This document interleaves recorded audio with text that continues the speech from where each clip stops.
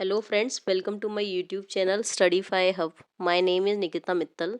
So in previous lectures we talked about Plato's contribution in Western political thought, and we talked about Plato's theory of ideas and theory of soul. Now in this lecture we will discuss about Plato's theory of justice. This theory of justice is most important theory given by Plato. So here it is. We will talk about कि प्लेटो ने क्या theory दी है justice की। प्लेटो कहते हैं justice is a virtue of all virtue. Virtue क्या है? Virtue is excellence, और एक्सीलेंस कब आएगी? जब आपके पास रीजन होगा। जब आपके पास क्या होगा? रीजन।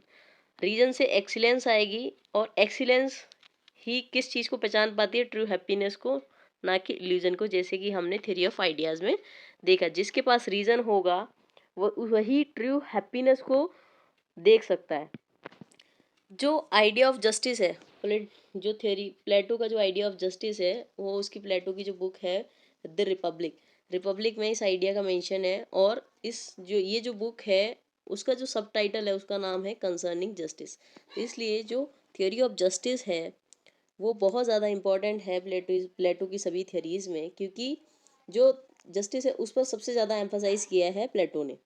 प्लेटो कहते हैं जो स्टेट है, स्टेट क्या है? इंडिविजुअल रिट लार्ज, यानी कि जो स्टेट है वो इंडिविजुअल का ही मैग्नीफाइड वर्जन है।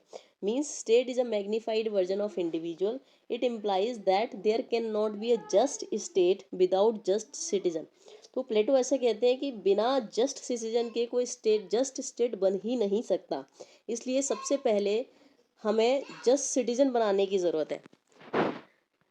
जो स्टेट है, state is an idea and an abstract notion which is inherent in the mind of people. जो स्टेट का आइडिया है वो लोगों के दिमाग में है। If we are reasonable we can expect a state to be just. अगर हमारे पास रीजन है तो हम स्टेट को क्या कर सकते हैं? जस्ट बना सकते हैं, यानी कि एक न्यायिक संस्था बना सकते हैं। Plato has derived his theory of justice through dialectical method. Plato की जो थ्योरी ऑफ जस्टिस है उसने डायलेक्टिकल मेथड के थ्रू थ्योरी ऑफ जस्टिस को बनाया है, जस्टिस को निकाला है। अब वो कैसे? प्लेटो की जो मेथोलॉजी है हमने देखी डायलेक्टिकल। अब प्लेटो ने क्या किया अपनी रिपब्लिक बुक में? उसने 5 कैरेक्टर लिए। पहला कैरेक्टर उसने अपने आप को रखा, यानी प्लेटो या सोक्रेटिस। सोक्रेटिस उसका नाम रखा, तर्क वो खुद ही दे रहा था। ठीक है, जो मेन कैरेक्टर है वो प्लेटो या सोक्रेटिस हम मान लेते हैं। और अलग अलग कैरेक्टर जिनके साथ डिस्कस करके, जिनके साथ डायलेक्ट करके एक थ्योरी ऑफ जस्टिस को बनाया। तो उस कैरेक्टर के नाम देख लेते हैं। पहला है cephalus. Cephalus cephalus is an old man. और जो पोलीमार्गस है वो है सेफालस का बेटा है। तीसरा जो कैरेक्टर है सेसीमेकस है, ये एक सोफिस्ट है। और चौथे हैं ग्लूकोन, ये भी क्या है? सोफिस्ट है। ओके, सेफालस कहता है, पहले सबसे बातें करते हैं कि किस तरीके का जस्टिस होना चाहिए, किस तरीके का जस्ट स्टेट कौन सा होगा। तो ये डिस्कशन जब चालू होता है तो सबसे पहले बात रखते हैं अपनी सेफालस। सेफालस से सोक्रेटिस पूछते हैं कि आप बताओ कि क्या है जस्टिस। तो सेफालस ये बोलते हैं justice means doing one's duty and paying one's due.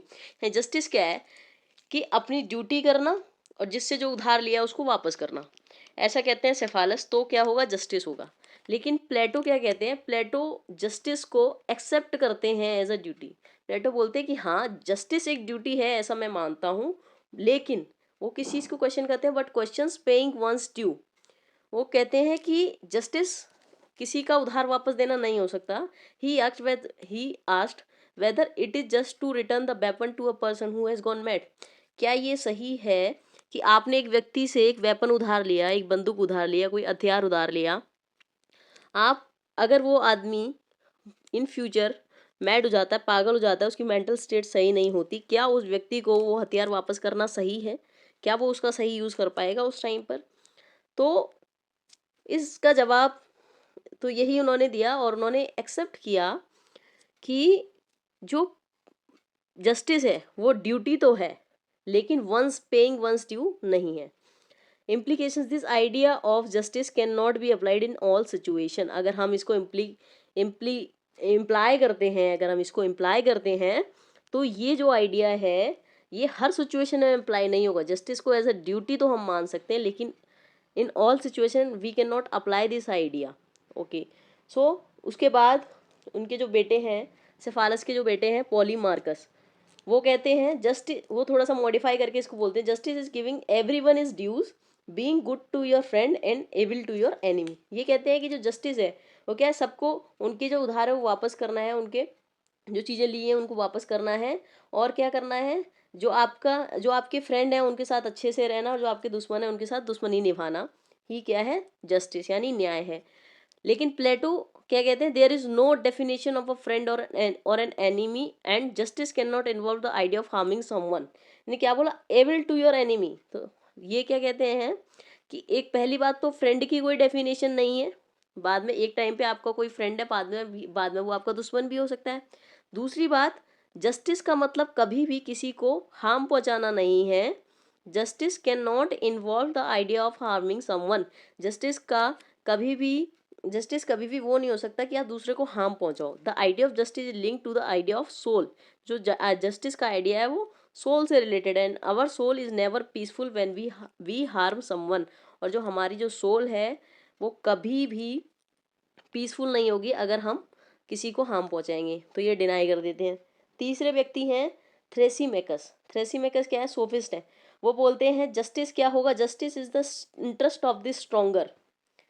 कि जो स्ट्रांग होगा, जो जिसके पास पावर होगी, वो अगर कोई काम करेगा, वो माइट इज राइट, यानी कि वो जो करेगा वो क्या है, सही होगा। तो प्लेटो क्या बोलते हैं, the principle of might is right can not be the principle of justice because it will create anarchy. Hence logically we should have an idea of justice which promotes peace and harmony. जिसके पास power है, यानी कि जो शक्तिशाली है, जिसके पास पावर है वही सही होगा, तो ये क्या होगा, जस्टिस नहीं होगा। इससे क्या होगा, एनार्की आ जाएगी। और एनार्की कभी भी जस्टिस का कोई सोल्यूशन नहीं है। Justice always promotes peace and harmony.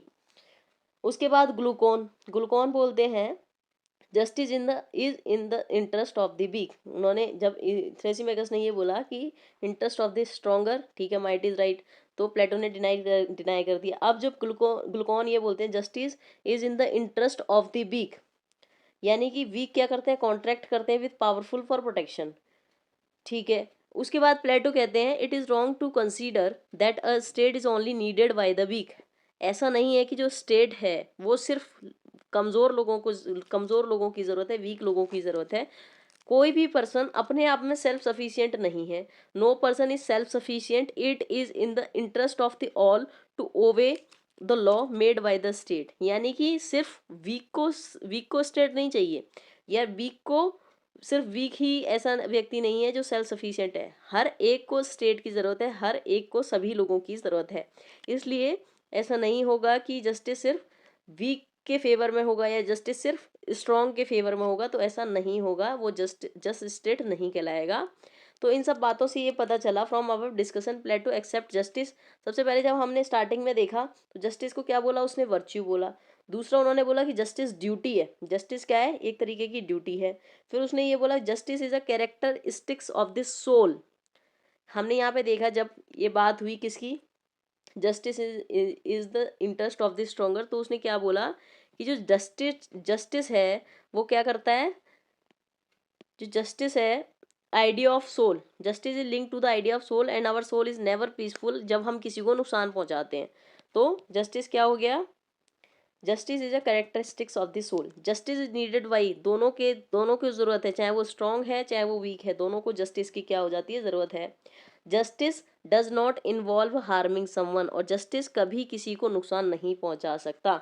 तो प्लेटो ने कंक्लूड करके इस पूरे डिस्कशन से ये निकाला कि जस्टिस क्या है, एक तरीके का वर्च्यू है। दूसरी बात, जस्टिस क्या है, एक तरीके की ड्यूटी है। तीसरी बात, जस्टिस क्या है, कैरेक्टरिस्टिक्स है सोल का। चौथा, जस्टिस सबको चाहिए, चाहे वो स्ट्रांग है चाहे वो वीक है। पांचवी बात जो उन्होंने बोली कि जस्टिस का मतलब किसी को नुकसान पहुंचाना नहीं है। अब इसके बाद जो तीन प्रिंसिपल बताए प्लेटो ने जस्टिस के, वो क्या, प्रॉपर स्टेशनिंग, दूसरा फंक्शनल स्पेशलाइजेशन, और तीसरा नॉन इंटरफेरेंस। पहला प्रॉपर स्टेशनिंग, तीसरा फंक्शनल स्पेशलाइजेशन, दूसरा फंक्शनल स्पेशलाइजेशन, तीसरा नॉन इंटरफेरेंस। प्रॉपर स्टेशनिंग कैसे, यानी कि man of gold, man of silver, man of reasoning, सबको सबका पता होगा कि किसके अंदर रीजन डोमिनेट करता है, किसके किसके अंदर करेज डोमिनेट करता है और किसके अंदर एपेटाइट डोमिनेट करता है। फंक्शनल स्पेशलाइजेशन, और इस पूरे प्रोसेस के लिए एक स्पेशलाइजेशन स्पेसिफिकेशन का प्रोसेस चलेगा थ्रू एजुकेशन। अब जब ये एजुकेशन के अकॉर्डिंग ये लोग बट जाएंगे, man of gold, man of silver और मैन ऑफ कॉपर में, तब ये क्या करेंगे, नॉन इंटरफेरेंस, यानी कि किसी के भी काम में किसी की भी दखल अंदाजी नहीं होगी। यानी कि अगर मैन ऑफ गोल्ड है तो वो क्या करेगा, रूलिंग क्लास रूल करेगी, ठीक है, सोल्जर क्लास प्रोटेक्ट करेगी, और जो आपका जो जो आपके प्रोड्यूसर क्लास है वो आपका प्रोड्यूस करेगी। तो सबके अपने अपने अलग अलग फंक्शन होंगे, और इससे क्या होगा, पीस आएगी, हार्मनी आएगी एंड एक्सीलेंस आएगा। तो प्लेटो क्या कहता है, जस्ट मैन कौन सा मैन होगा, जहाँ पर रीजन डोमिनेट करेगा। जस्ट स्टेट कहाँ होगा, जहाँ पर रीजन रूल करेगा। तो बेसिकली जो प्लेटो है अपनी थ्योरी ऑफ जस्टिस से ये कहना चाहता है कि कोई भी किसी के भी काम में किसी तरीके की दखलंदाजी नहीं करेगा। तभी क्या होगा, जैसे रूलिंग क्लास ये रूल करेगी, सोल्जर क्लास अपना काम करेंगे, प्रोड्यूसर क्लास अपना काम करेंगे, जिससे क्या होगा, पीस, हार्मनी और एक्सीलेंस का डेवलपमेंट होगा। तब हम क्या कर सकते हैं, एक जस्ट स्टेट बना सकते हैं।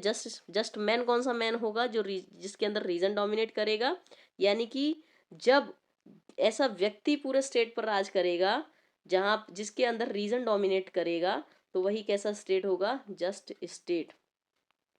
ओके, तो ये हो गई आपकी थ्योरी ऑफ जस्टिस। इसमें हमने देखा कि प्लेटो ने क्या बोला, जस्टिस क्या है, is virtue of all virtue. और ये वर्च्यू कहाँ से आता है, रीजन से आता है। रीजन कहाँ से आएगा, एक्सीलेंस से आएगा। और जिसके पास रीजन होगा he will know the true happiness. ये वाला जो आइडिया है वो रिपब्लिक की बुक में दिया गया है, जिसका सब टाइटल है कंसर्निंग जस्टिस। प्लेटो कहता है जो स्टेट है, state is individual writ large. अगर जो जो जो इंडिविजुअल है अगर वो जस्ट मैन होगा तो तभी वो जस्ट स्टेट का निर्माण कर पाएगा।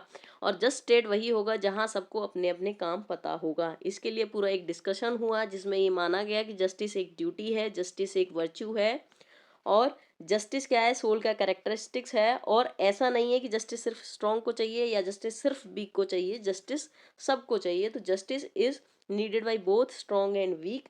और जस्टिस का मतलब किसी को हार्म पहुंचाना नहीं है। 3 प्रिंसिपल है जस्टिस के, प्रॉपर स्टेशनिंग, फंक्शनल स्पेसिफिकेशन, तीसरा नॉन इंटरफेरेंस, यानी कि कोई किसी के भी काम में दखलंदाजी नहीं करेगा। तो जो मेन आउटकम है जस्टिस का, जो 3 आउटकम्स हैं वो हैं पीस, हार्मनी एंड एक्सीलेंस। अब क्वेश्चन आ जाता है कि जस्टिस का, जो प्लेटो की थ्योरी ऑफ जस्टिस का मोटिव क्या है, थ्योरी ऑफ जस्टिस का मोटिव क्या है, पीस, हार्मनी और एक्सीलेंस को डेवलप करना। तो जस्ट मैन कौन सा होगा, जिसके अंदर रीजन डोमिनेट करेगा, और जस्ट स्टेट कौन सा होगा, जहां पर रीजन रूल करेगा। अब हम बात करते हैं आइडियल स्टेट ऑफ प्लेटो। प्लेटो के आइडियल स्टेट की अगर हम बात करें तो सारी जो चीजें हैं बेसिकली किससे जुड़ी हुई है, थ्योरी ऑफ सोल से, जिसमें प्लेटो ने 3 पार्ट्स में डिवाइड किया, man of gold, man of silver, man of copper.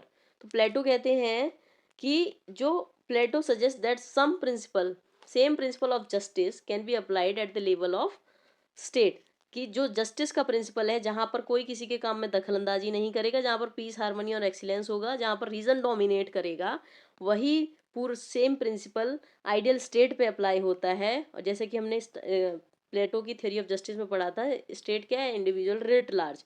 State is bigger form of individual, hence the principle of justice present at the level of state are going to be the same which are present at the level of individual. यानी कि individual के जो लिए justice है वही same justice किसके लिए apply होगा, स्टेट के लिए अप्लाई होगा।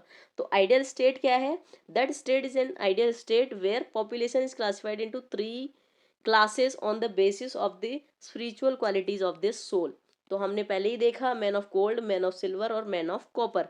Man of gold reason dominate, man of silver courage, man of copper appetite dominates.